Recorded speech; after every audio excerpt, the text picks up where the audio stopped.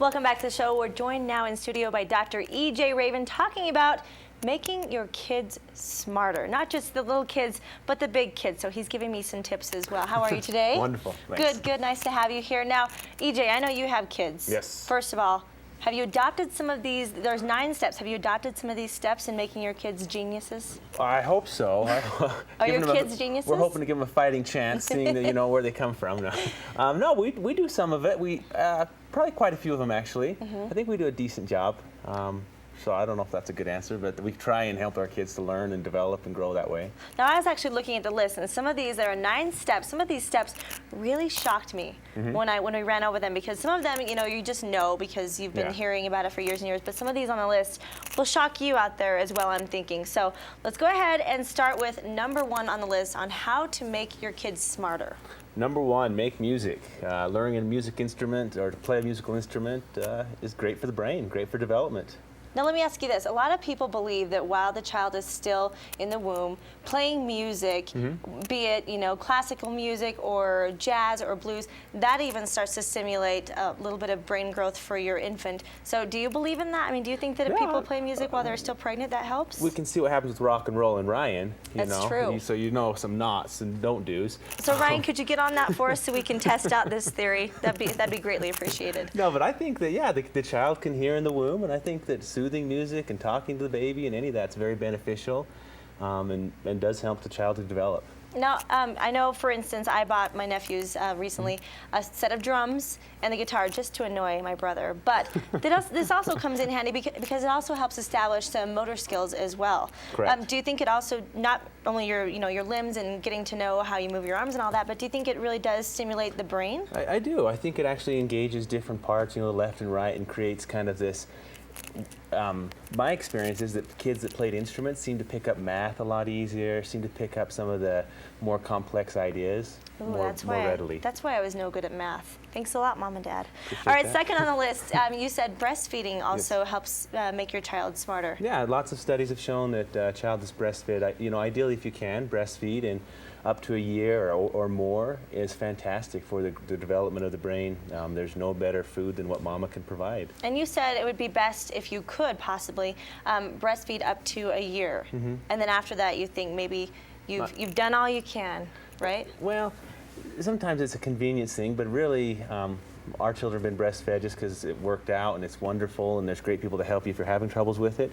But I believe the World Health Organization actually recommends breastfeeding to age 2. Really? Yeah, so there's a real benefit to what mama has for the baby. Good to know. I'm not looking to do this anytime soon, but good to know. Also, number 3 on the list, foster fitness. Now, not only we mentioned is this good for the younger kids, but also for adults as well, because it not only helps stimulate your brain growth, but just keeps the blood flowing in the body, which obviously helps quite a bit too. Yeah, we talk about brain-body connection. Really, there's no connection because there's no disconnect. It's one continuum.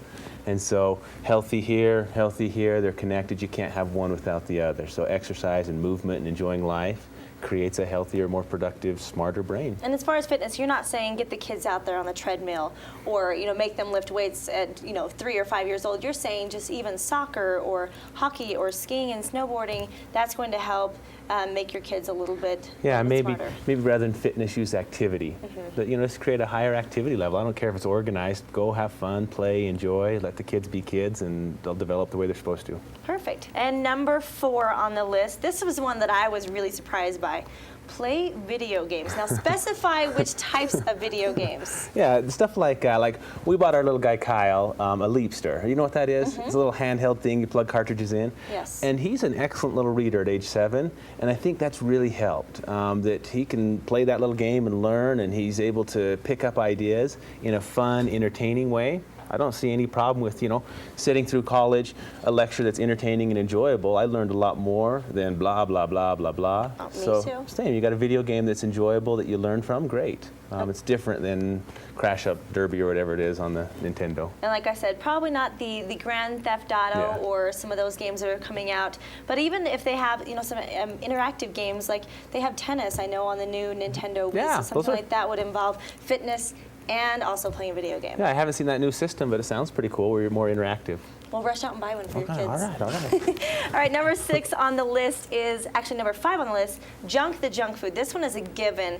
And when we say junk food, we're saying the French fries, the potato chips, the donuts, and stick to more of the healthy foods. What are some of the snacks that you could recommend that you might feed your kids? Well, and again, we're not perfect, but I think if it comes from Mother Nature, it's perfect. If it's unchanged, unbroken down, it's healthy, whatever it is. So fruits are beautiful, vegetables are beautiful, stuff like that. The more processed, the more removed from Mother Nature, the tougher it is on our body and our brain, especially stuff like the trans fats. I'm a big anti-trans fat person. And see, I firmly believe that if you set some good standards as far as your eating habits at a young age, when you're older, you're more likely to eat the green beans and the salads, whereas my parents raised me, let me eat whatever I want, and now you can't get me near a vegetable. So do you think just instilling that at an early age is something good as well? Yeah, and I think just having it available. If you have some apples sitting there on the counter, I know that with our family, if we have a fruit basket there that's attractive, we eat a lot more fruit than if you have to dig through the fridge and find it, or if it's not available, we default to more of the junk stuff. All right, number 6 on the list, nurture curiosity. Talk about that one a little bit. Sure, just anything that's, getting out and learning and seeing and exploring creates more brain power. We want to learn, we want to know, versus kind of the opposite would be shutting down and not learning and withdrawing from that curious state. And 2 great ways to do this, I would recommend Discovery Gateway down at the Gateway Mall in Salt Lake City, or even the Clark Planetarium or the Living Planet Aquarium. Yeah, that aquarium is wonderful. Oh, it's amazing. So take the kids down there. And then number 7 on the list, read. This one is a given. You must read. Now, is there certain content you would recommend the children read? They didn't really specify. I think as long as the child enjoys it, it's great. Reading has a benefit because of just the exposure to new words and ideas. And I think the curiosity could be satisfied there by maybe picking up a book you haven't read before, a different type of book, and exploring different ideas. And a book especially that makes your imagination kind of paint a picture for you, like the Harry Potter books and stuff like that. Excellent, anything like that. And number 8, this one, very important. I know this one firsthand because I can't perform unless I have breakfast in the morning. This is not only true with adults, but with children as well.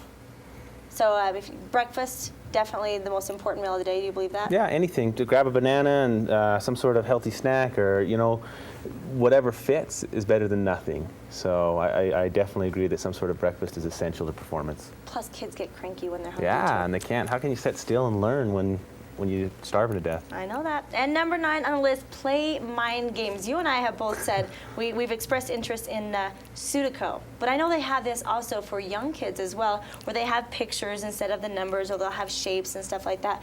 But what other types of things would you say people might do? I mean, you mentioned chess or checkers. Yeah, anything that's almost any game, I think, kind of involves brain power. So board games, stuff like that. Just something that you enjoy doing. Crosswords. Any type of involvement you have to strategize, fantastic. And what would you say, on this list would be probably one of the most important that maybe you and your family have adapted into your lifestyle? If you don't mind, I'm going to pick up a couple. Okay. 1, the foods, try and have healthy foods, avoid the trans fats just because they're so negative. 2, the activity level, try and be active and out and involved.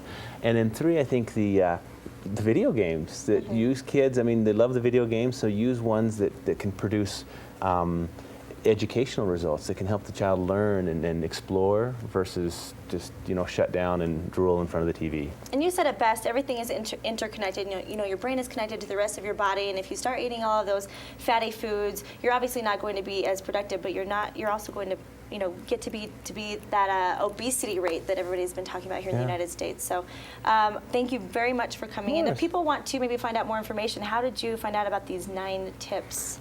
We will have a website very soon. Okay. We'll start posting stuff like this, but this is actually something we pulled off MSN.com. And just one of the stories they had, and you can catch us always out at the office at 655-7789, and we can direct you into different paths as far as ideas and information, websites that you can get more information with. Very nice. E.J., where are you located if people want to come over and We're there in the New Park area. We're in the big 3-story Rosignol building, kitty corner of the Basin Rec Center. Perfect. And I hope your kids are watching, so now they have some bargaining power with the Nintendo Wii, right? They're like, Dad, we'll learn if we get the Wii. All right, well, thank you very much. And, of course, DrEJRaven coming in to visit us every single week, so make sure you stay tuned in to Park City Television.